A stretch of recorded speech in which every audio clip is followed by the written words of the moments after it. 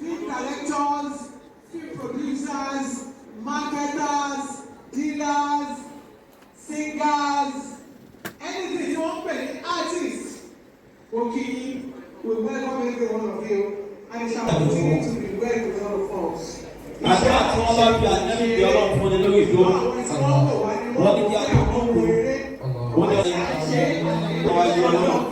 Àbí kí bàbá wa gbà fún ìlànà ìṣe ìgbàlá ayé àwọn ọmọdé sáyé. Àdìbà ìyá mi. Bàbá àgbà kéjú. Ọlọ́run ni ó bá jẹ láéláé. Ọlọ́run àti wáyé wọn di ọlọ́run. Ìyá wa àgbà ni wọ́n ń bọ̀ yìí. Tí wọ́n bí àwọn ọmọ rí. Ẹbí àpèjì tí wọ́n ti ṣe tuntun láwọ̀. Allahu Akbar. Allahu Akbar. Bí o bá ṣe ní pé àwọn ilé àwọn obìnrin lé ní ìbáníkà ń bàbá àgbàlùwájú. From Delta State, Vincent Odegbeduro from Delta State. Àwọn ni wọ́n máa wọ́n fún wa ní àríyá. Ayọ̀lọ́pọ̀ èrè olè lè gbèsà. Ìgbé ìgbérù rọ́pò ẹ̀wọ̀n parí.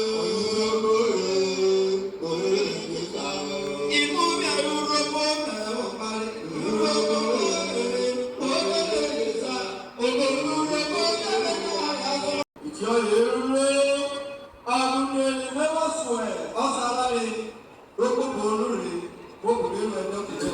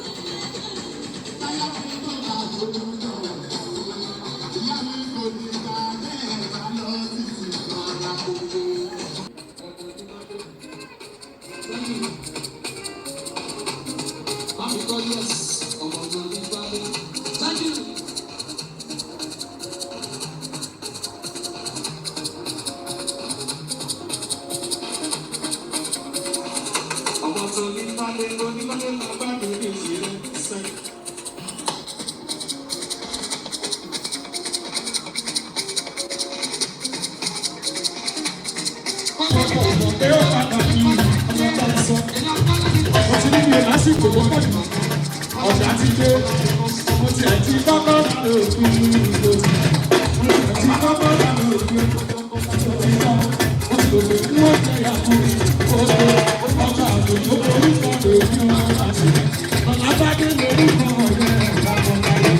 Àlàbí ọjọ́ yẹn máa dé o.